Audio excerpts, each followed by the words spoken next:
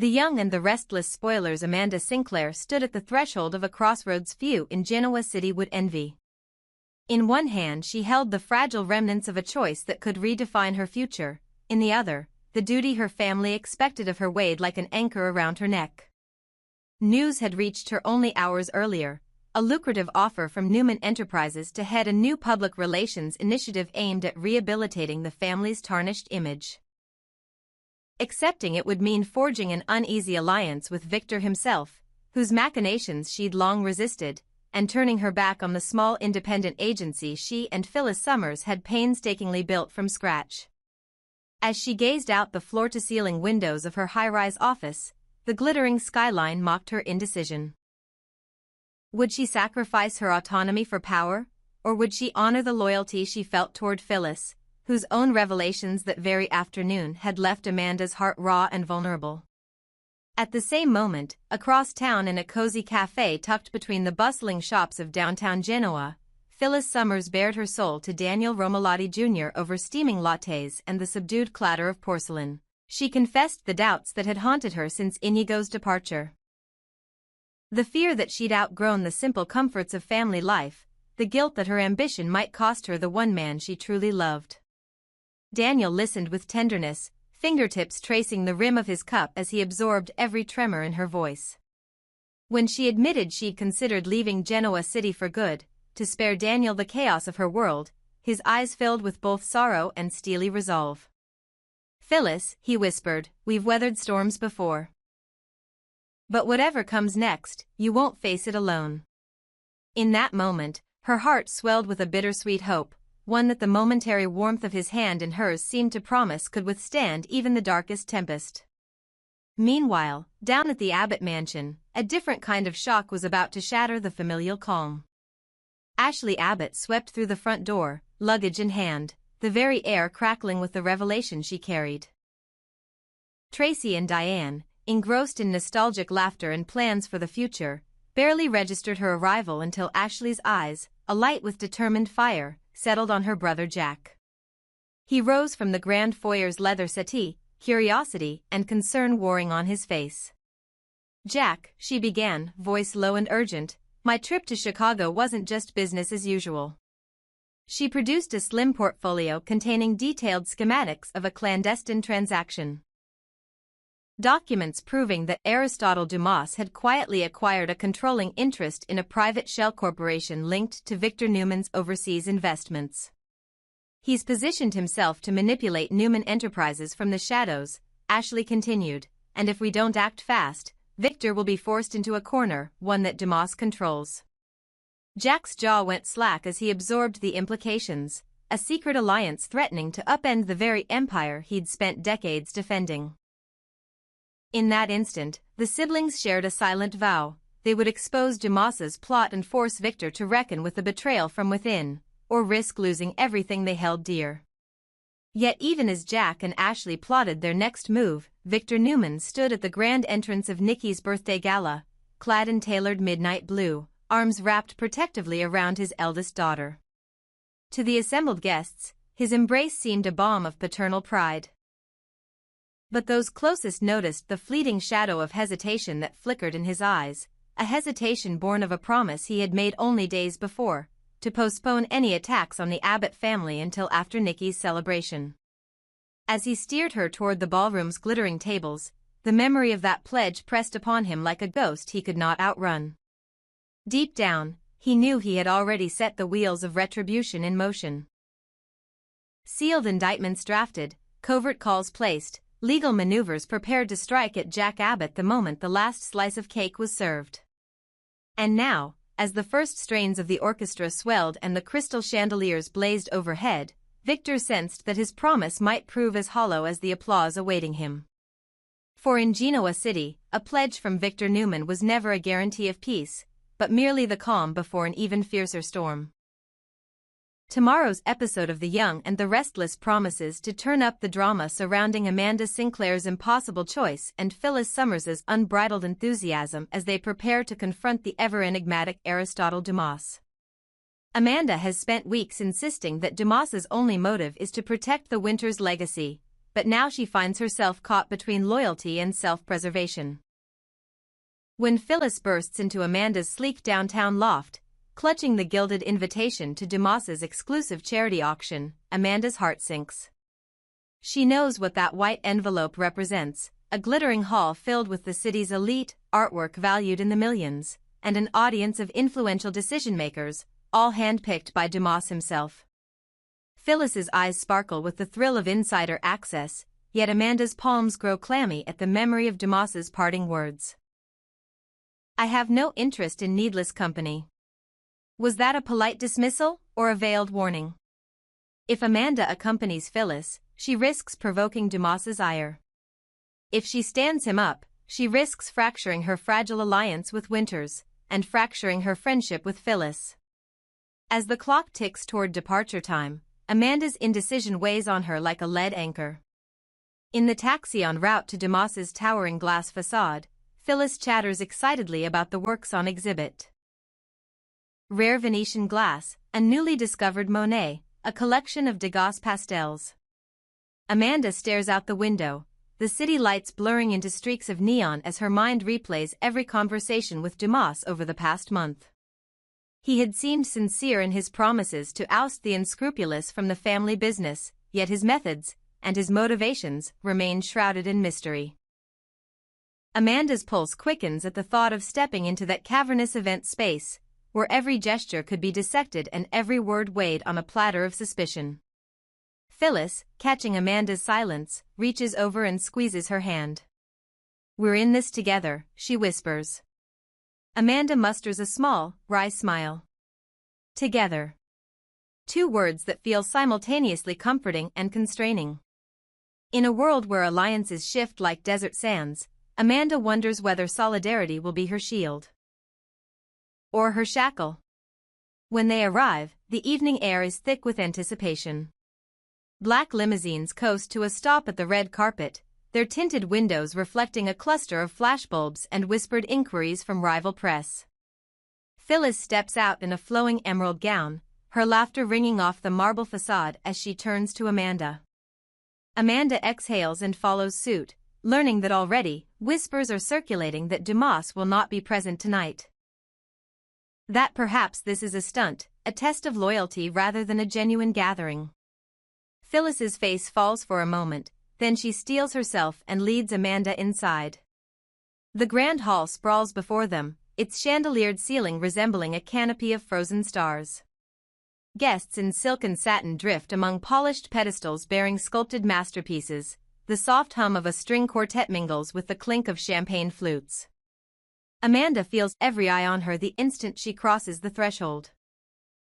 Corporate titans of Genoa City, socialites with pearls wrapped twice around their necks, and a handful of Winters insiders whose expressions range from polite curiosity to disguised contempt.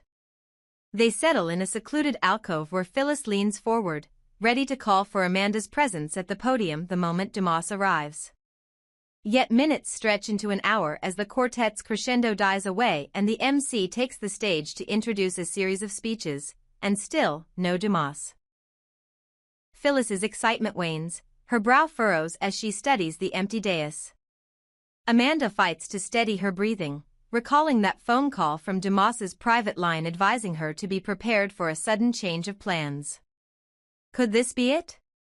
Will the auction be cancelled at the last second, leaving Phyllis stranded and Amanda humiliated? The thought makes Amanda's jaw clench. She considers slipping away, catching a cab back to her apartment before Phyllis's disappointment sours their friendship beyond repair. But as the MC announces a brief intermission, Phyllis squeezes Amanda's elbow and murmurs, "Stay." The single word carries more weight than any invitation.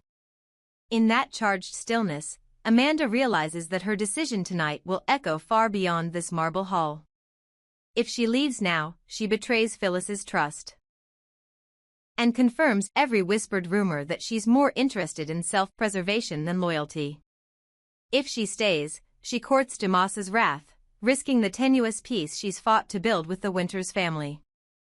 Turning to face the head table, now littered with empty water glasses and an abandoned gavel, Amanda steels herself. She places a hand on Phyllis's arm and nods. I'm not going anywhere, she says softly, though her heart pounds as if in a sprint.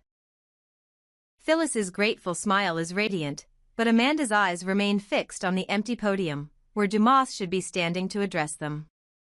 And in that moment, as the orchestra tunes its strings for the next performance, as guests lean forward in their seats, and as the door to the back hall remains stubbornly closed, The Young and the Restless reminds us that sometimes the most explosive drama unfolds not in the grand gestures, but in the pregnant pauses. When anticipation hangs thick in the air, alliances are tested, and a single absence can speak louder than 1,000 words. Fans of The Young and the Restless are in for yet another roller coaster of intrigue as Phyllis Summers embarks on her bold gambit to draw Aristotle Dumas out of the shadows, and she won't go it alone.